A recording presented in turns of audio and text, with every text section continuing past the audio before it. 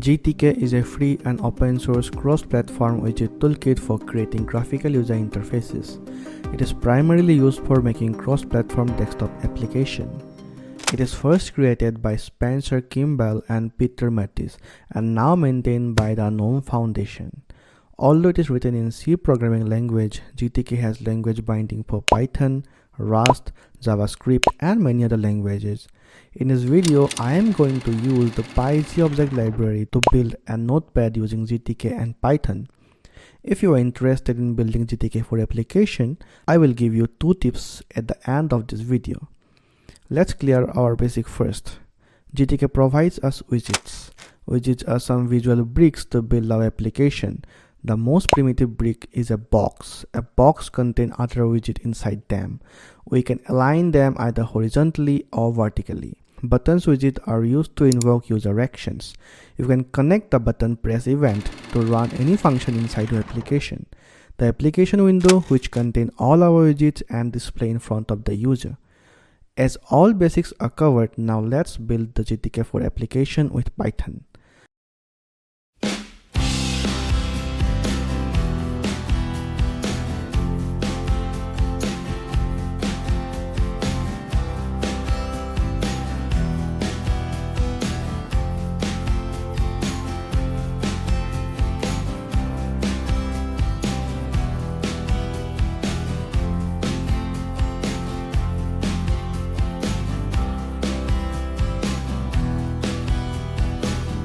Building the user interface programmatically is not very intuitive and time-consuming.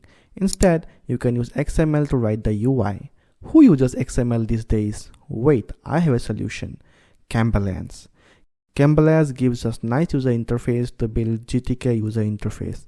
It makes the app development process more enjoyable and less tedious.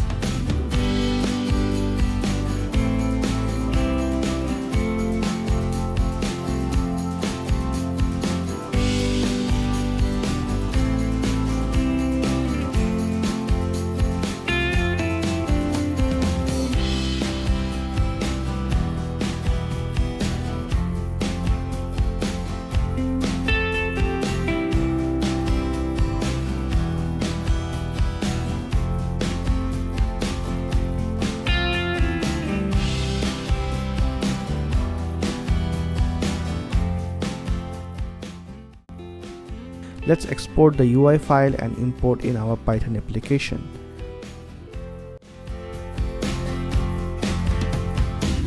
We can use the GTK Builder object to access the widget from the UI file. Now let's connect the button with their respective methods.